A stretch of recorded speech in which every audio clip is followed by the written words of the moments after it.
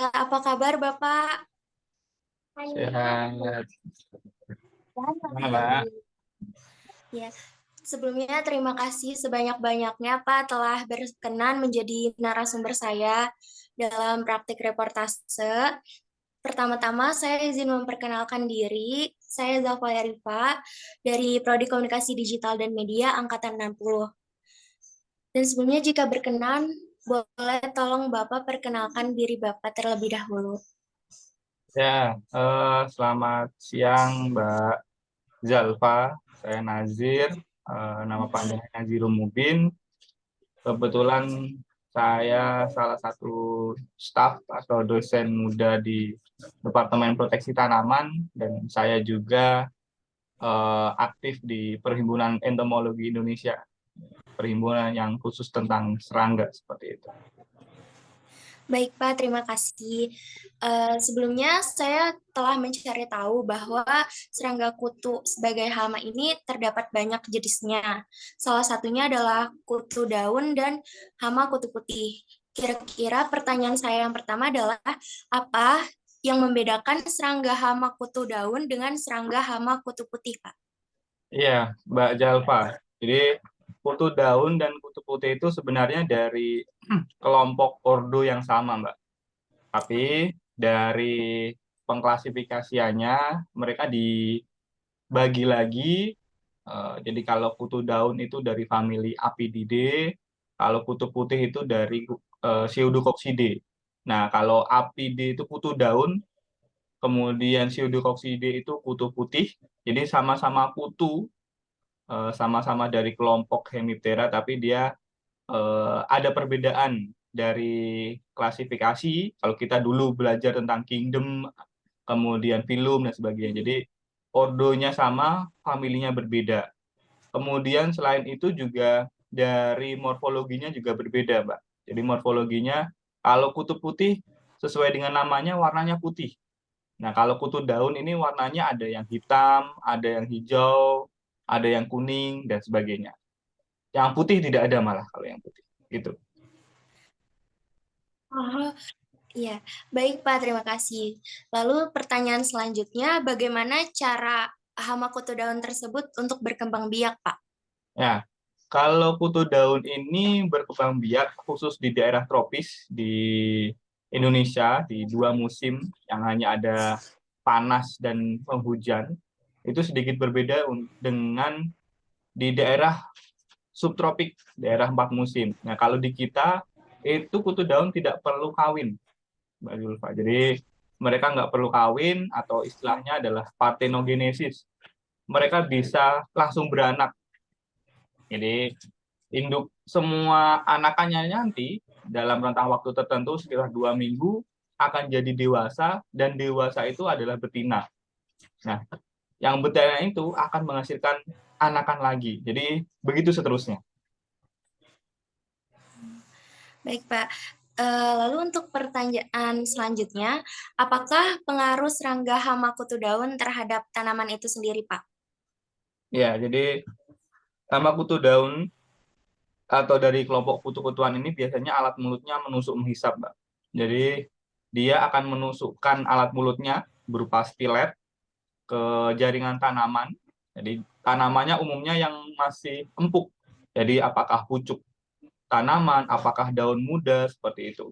Nah, ketika alat mulutnya sudah menusukkan ke jaringan tanaman, kemudian kutu daun ini akan menghisap cairan tanaman. Sehingga yang terjadi nantinya, cairan tanaman akan diambil oleh kutu daun, kemudian tanaman akan mengering. Kira-kira seperti itu. Itu penjelasan singkat. Baik, berarti tanaman tersebut terakibatnya adalah akan mengering ya, Pak? Karena dihisap oleh kutu daun tersebut. Ya, Oke. betul. Baik, untuk pertanyaan selanjutnya adalah apakah suhu dan kelembaban udara berpengaruh terhadap perkembangbiakan serangga kutu hama daun, Pak? Ya, Karena tadi Bapak menyebutkan tentang tropik dan subtropik gitu, ya, Pak. betul. Sangat berpengaruh, Mbak. Meskipun di Indonesia tergolong daerah tropis seperti itu, Mbak ya. Tetapi ketika kita mendapati ada kutu daun di area pegunungan yang kelembapannya tinggi, suhunya rendah, itu pasti akan sangat berbeda dengan kelompok kutu daun yang di daerah yang di dataran rendah, yang umumnya kering, panas seperti itu. Nah, kelompok hama seperti kutu daun ini akan sangat dengan optimal berkembang biak itu di daerah panas.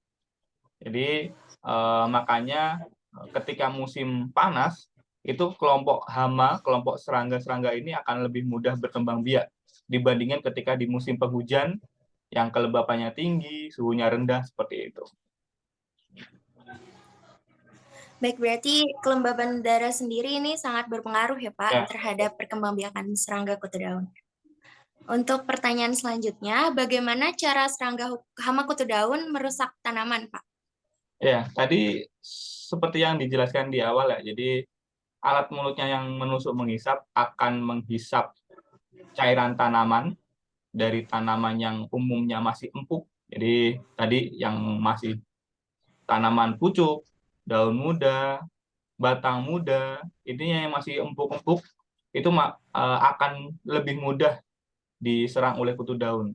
Sehingga cairan tanamannya bisa dihisap, kemudian akan mengering. Nah, kalau populasinya semakin banyak, semakin tinggi, nah nantinya ya apa namanya tanaman yang diserang ini akan semakin banyak bagian tanaman yang kering karena disebabkan oleh kehilangan cairan tanaman. Baik, Pak. Terima kasih.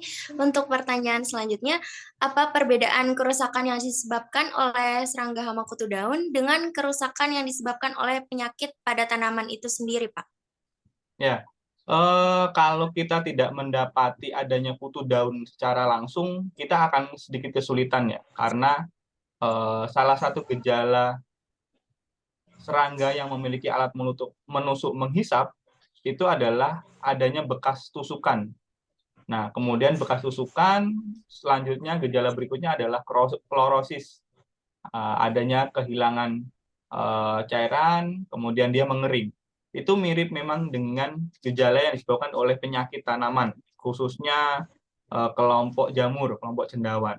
Tetapi kelompok kutu daun ini jarang sekali tidak ditemukan berada di tempat. Jadi akan sangat mudah ketika gejala yang disebabkan oleh kutu daun, pasti umumnya akan ada serangga hamanya, kutu daunnya. Sedangkan kalau yang disebabkan oleh penyakit, tidak ada hamanya, tidak ada apa namanya organisme yang terlihat seperti halnya kutu daun. Kalau penyakit itu harus melalui mikroskopis, harus melalui apa namanya dilihat di bawah mikroskop untuk dapat mengetahui ini disebabkan oleh apa. Jadi relatif jelas kalau misalkan yang disebabkan oleh kutu daun. Sama-sama mengering, tapi kalau keringnya masih ada apa namanya bekas gejala bekas dari kutu daunnya itu masih bisa dilihat, bisa dibedakan. Berarti perbedaannya cukup signifikan ya, Ya, Pak, ya, antara dari disebabkan oleh kutu daun dan disebabkan oleh penyakit itu sendiri. ya, Baik, biasanya di tanaman apa saja kutu daun dapat ditemukan, Pak? ya. Kutu daun di pertanian banyak sekali menjadi serangga pengganggu, serangga hama. Di cabai, kemudian di kirinyuh, di tanaman krisan, di tanaman padi pun juga ada, bahkan bisa menyerang perakaran juga.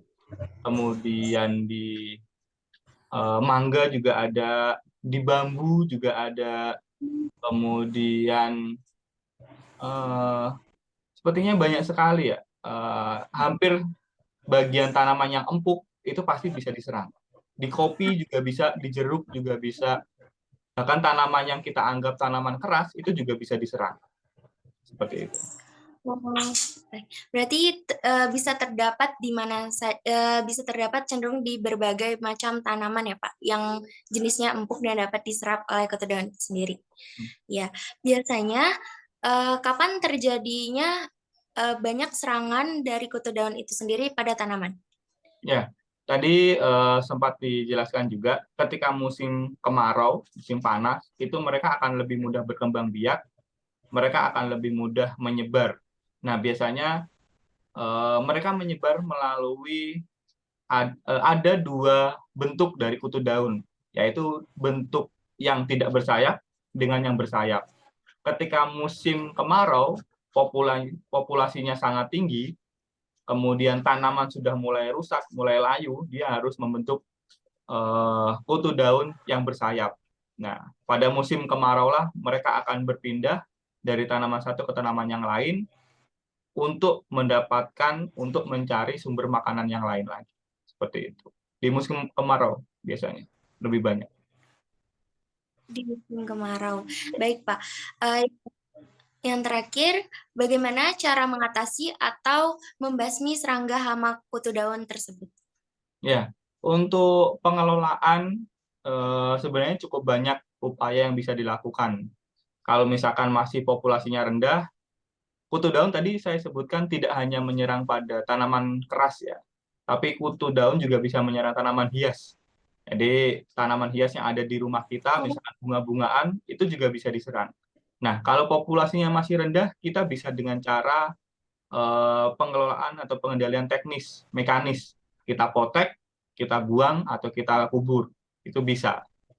Kemudian pengendalian yang bisa dilakukan juga dengan cara hayati, yaitu dengan memanfaatkan musuh alaminya, apakah dari kelompok serangga predator, serangga parasitoid, atau bahkan menggunakan eh, kelompok mikrob, kelompok bakteri, atau kelompok cendawan yang bisa memakan serangga hama, disebutnya entomopatogen.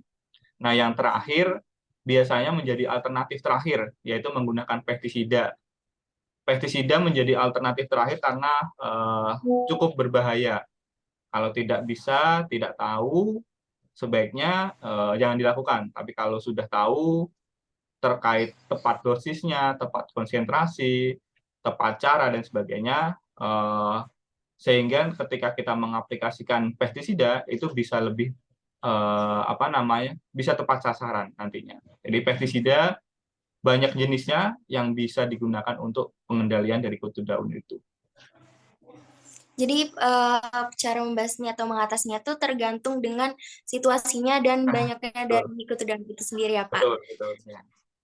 Baik, mungkin itu saja pertanyaan yang dapat saya tanyakan ke Bapak. Sekali lagi terima kasih banyak Pak karena telah meluangkan waktunya dan berkenan untuk menjadi narasumber saya.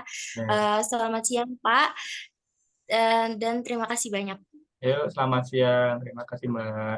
Izin lab ya. Pak, saya izin dokumentasi sebentar untuk Oh ya, silakan. dicantumkan di buku saya nanti. Baik Pak, 1, 2, 3. Baik Pak, terima kasih banyak sekali lagi Pak. Ya, Selamat siang. selamat siang.